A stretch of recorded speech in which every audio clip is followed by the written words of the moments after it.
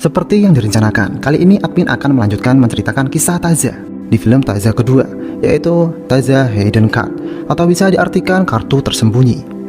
Film ini masih dengan perjudian dengan kartu Huatu dengan tokoh yang berbeda, bukan Goni lagi, tapi digantikan seseorang yang masih bagian keluarga Goni. Siapakah itu? Jika penasaran, langsung saja ke ceritanya.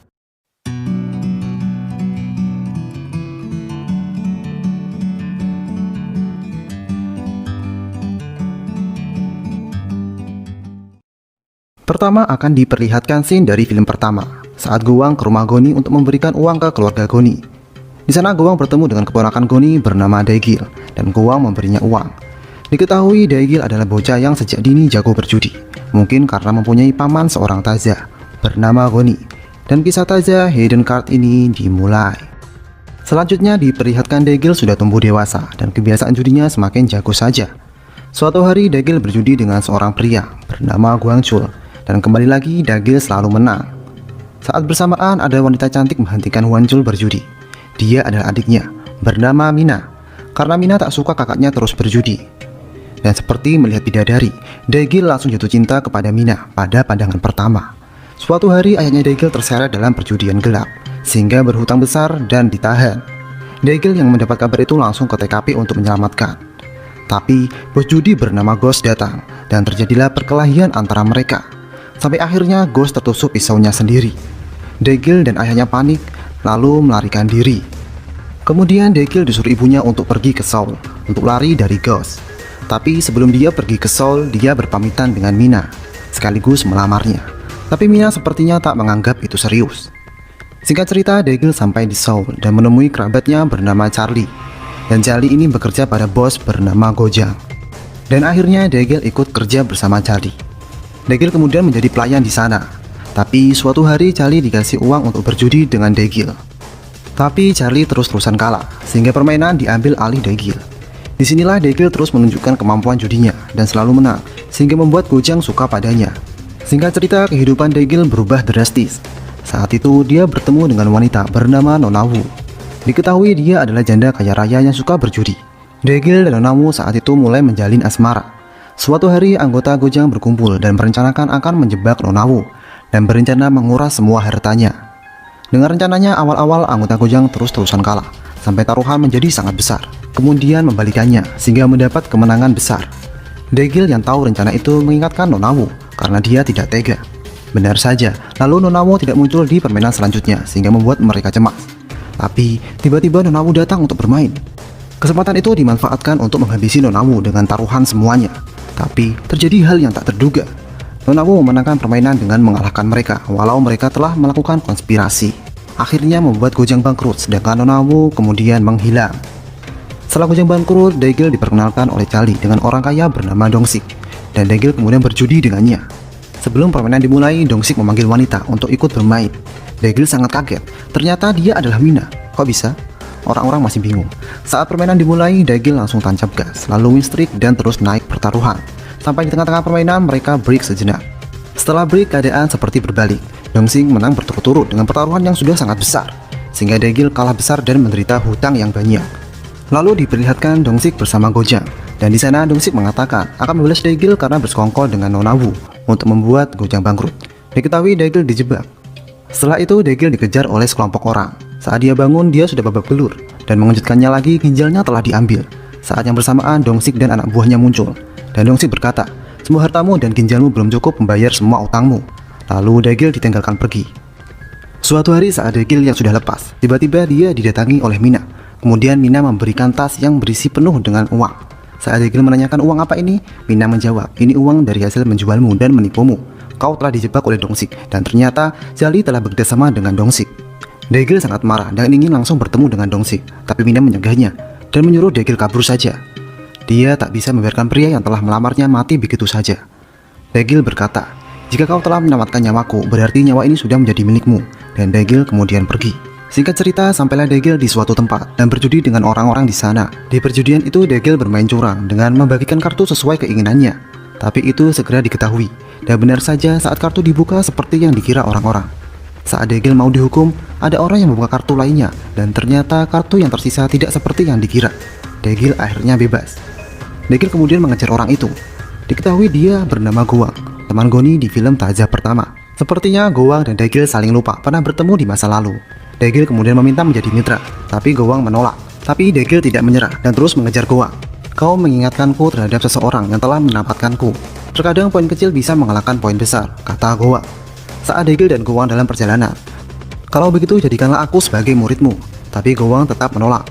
Saat itulah ban mobil mereka bocor dan berhenti di sebuah bengkel. Kemudian Goang memberitahukan, jika seseorang berpikir telah menemukan mangsa, bibir mereka akan melekuk. Lalu ketika alis seorang naik, mereka sedang mengujimu. Lalu jika seseorang menghindari kotak mata, mereka berarti berbohong.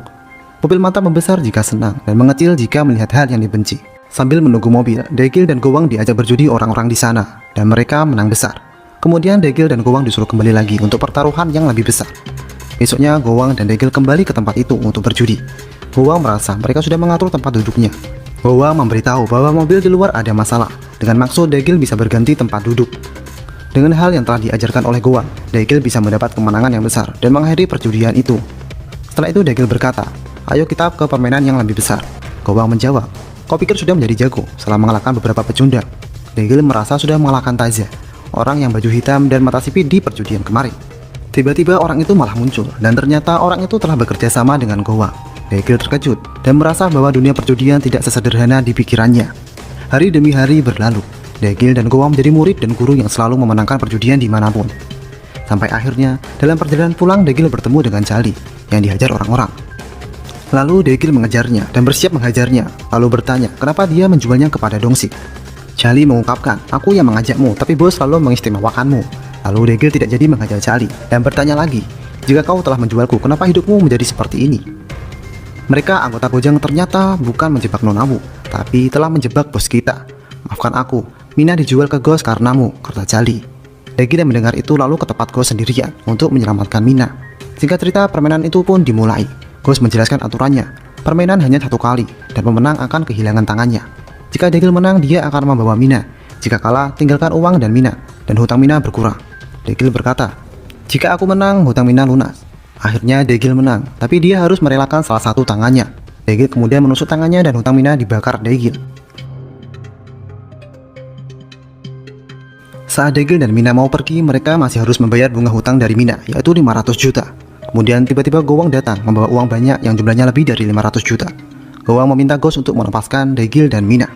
Kemudian Ghost mengatakan, ini adalah tuanku yang kehilangan tangannya oleh pamanku. Ternyata Ghost adalah keponakan dari Agwe, salah satu legenda judi di negeri ini. Saat sampai di rumah, Mina terus tidur selama 2 hari.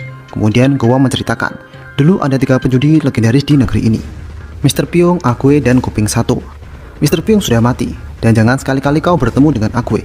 Dia adalah iblis perjudian. Tangannya hancur karena murid Mr. Pyong yang sekarang disebut sebagai si tangan Tuhan. Tapi si tangan Tuhan sekarang berhenti dari dunia perjudian. Lalu saat Mina makan bersama Degil, Mina menyuruh Degil untuk mencari wanita lain karena dia sudah tak pantas lagi bagi Degil. Dia merasa hanya pelacur kotor sekarang, tapi Degil menolak karena wanita yang pantas baginya adalah wanita yang telah menyelamatkan nyawanya. Kemudian Mina menceritakan kisah tragisnya. Suatu hari kakaknya diperkenalkan ke Ghost dan Dongsik oleh temannya, dan kakaknya dijebak menghilangkan uang yang dititipkan kepadanya. Sehingga Mina juga menjadi sasaran untuk pelunasan hutang. Beberapa kali Mina dijebak dan kemudian disetubuhi, hingga suatu hari kakaknya mengetahui itu. Hwang-jul sangat marah dan membunuh salah satu orang itu, dan sekarang Hwang-jul dipenjara. Dongsik yang mengetahui Mina pergi mendatangi Ghost dan memarahinya, kemudian menyuruh anak buahnya untuk mencari mereka. Sejenak Degil, Mina, dan Goang menjalani kehidupan yang damai, sampai akhirnya mereka ditemukan oleh anak buah Dongsik, dan akhirnya Goang terbunuh bersama anak buah Dongsik saat menyelamatkan Degil dan Mina. Kemudian diperlihatkan Mina menemui Hwang-jul di penjara. Sepertinya Hwang-jul akan bebas. Setelah itu Mina dan Degil membuat rencana untuk menjebak anggota Gojang di awal scene, yaitu Seo, Madam Song, dan Madam Ju, dengan bantuan orang bernama Park dan Jun. Awalnya Park menarik Madam Song dalam permainan, kemudian Mina masuk. Mina di awal selalu kalah, dan Madam Song juga curang, sampai taruhan menjadi sangat besar. Saat itulah Mina membalikan keadaan. Mina di sini berpura-pura menjadi seseorang janda yang kaya raya. Rencana berlanjut ke Seo. Saat Seo mau curang dengan kartunya, ternyata tim Degil sudah menukar kartunya, dan Seo kalah dan hutang sangat besar. Dan ternyata di balik rencana ini ada sosok Gojang.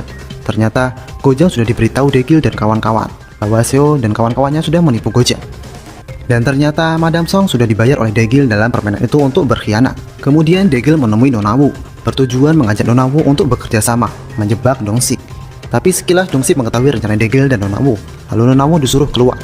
Tapi rencana selanjutnya berhasil. Nona Wu bertemu dengan Dong-sik sebenarnya untuk menemelkan pelacak yang bertujuan melacak penyimpanan uang Dong-sik. Kemudian uang Dong-sik diambil setengah dan setengahnya dipublikasikan ke polisi. Akhirnya Dong-sik menjadi buronan. Setelah itu Daegil dan Nona Wu bertemu. Daegil dan Mina berencana kabur ke luar negeri. Nona Wu yang melihat Daegil dengan Mina sekarang kelihatannya cemburu. Kemudian Nona Wu menemui Dong-sik, sepertinya ingin merencanakan sesuatu. Benar saja, Park dan Ju sudah ditangkap Dong-sik. Daegil yang mendengar kabar itu langsung bertemu dengan Dong-sik. Dong-sik akan melepaskan Jun dan Park jika Daegil menyerahkan uangnya. Dan pertukaran itu pun dimulai. Dong-sik sepintas mau mengkhianati, tapi Daegil sigap menghindar. Kemudian dia pergi sambil membakar uang itu. Ternyata uang itu palsu.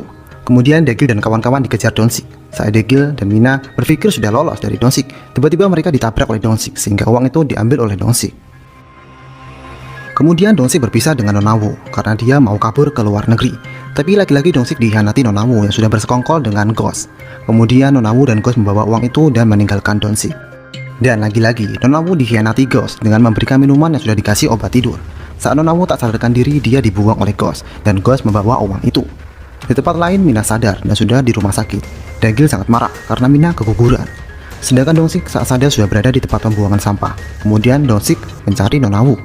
Di tempat berbeda, Ghost membawa uang itu ke pamannya, yaitu Akue. Saat Akue membukanya, di dalamnya terdapat alat pelacak. Saat bersamaan, Daegil datang bersama Gwangchul dan berpapasan dengan murid Akue. Belum tahu siapa orang itu. Lalu Daegil mengatakan mencari Dong-sik untuk membunuhnya. Berselang beberapa menit, Dong-sik datang dan memohon ke Akue untuk mengembalikan uangnya. Saat ketegangan itu terjadi, Akue memberi jalan keluar untuk menyelesaikan masalah judi dengan perjudian dengan taruhan nyawa dan uang 2 miliar. Yang menang berhak membunuh pemain lainnya. Singkat cerita, mereka setuju. Dong-sik meminjam uang dengan menjual Nona Wu, tapi Nona Wu memaksa Dong-sik ikut karena Daegil nanti juga akan membawa bantuan. Hari penentuan pun tiba. Benar saja, Daegil bersama Mina dan Dong-sik bersama Nona Wu, sedangkan Akue sendirian. Gwangchul juga ikut datang untuk mengawal. Sebelum mereka mulai, untuk mencegah kecurangan, mereka sepakat dengan syarat-syarat bermain dengan satu tangan yang kiri dan telanjang, dan Nona Wu menambahkan kartu yang telah dia bawa. Singkat cerita, mereka semua setuju dan perjudian pun itu dimulai. Saat sudah mulai, Dong-sik terus menang, seperti dia bisa melihat kartunya. Benar saja, saat Daegil memfokuskan kartu itu, Daegil juga bisa melihat kartunya. Saat Dong-sik merasa menang lagi, dia melihat kartu Akue 3 pair, tapi saat dibuka ternyata 4 pair. Kok bisa? Namanya juga legenda judi. Ternyata dari awal Akue sudah tahu bahwa kartu yang dibawa Nona Wu itu penuh dengan tipuan. Akhirnya Nona Wu dihukum. Lantas, Daegil meminta agar Dong-sik membuka kacamatanya. Tapi Dong-sik menolak dan bilang, jika mau pertaruhkan matamu dulu. Lalu permainan pun itu dimulai dengan kartu yang lain. Di tengah-tengah permainan, Akue menyinggung tentang Goang, bahwa dialah yang telah memotong tangan Goang dan membuat Daegil sangat marah. Saat Daegil membagikan kartu, dia meminta menyalakan rokok dan seolah-olah menyembunyikan kartu di bawah bokong Mina. Tapi itu segera diketahui oleh Akue. Ketegangan pun muncul. Akue bertaruh uang dan kepalanya untuk kartu yang belum terbuka. Pasti seperti yang dia kira, yaitu 10 pair. Dan Dong-sik bertaruh nyawa dan uangnya untuk kartu yang ada di bawah pantat Mina. Daegil dan Mina juga setuju. Mereka semua bertaruh dengan pertaruhan yang sama. Sebelum kartu dibuka, Daegil berkata, "Guruku pernah bilang, tanganmu hilang karena murid Mr. Pyong. Dia adalah pamanku." Saat kartu itu dibuka, ternyata bukan 10 pair, tapi hanya 1 poin. Lalu Mina membuka celana dalamnya, ternyata tidak ada kartu apa-apa. Tapi seperti yang diduga, Akue dan Dong-sik tidak mau dihukum dan ingin berkhianat. Dong-sik menyuruh Ghost menembak Daegil dan Mina dan berjanji akan memberikan banyak uang nantinya.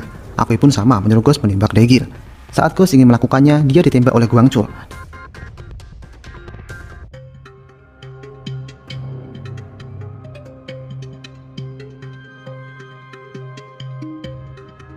Dan akhirnya Dong-sik mati di tangan Gwangchul.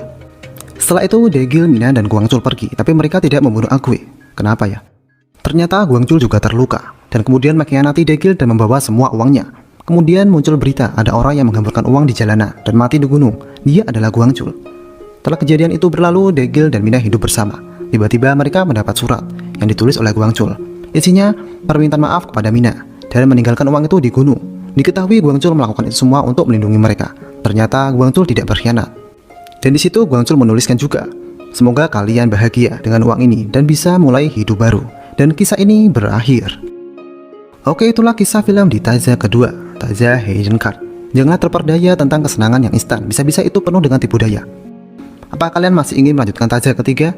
Jika iya, isi kolom komentar saja. Terima kasih dan wassalamualaikum.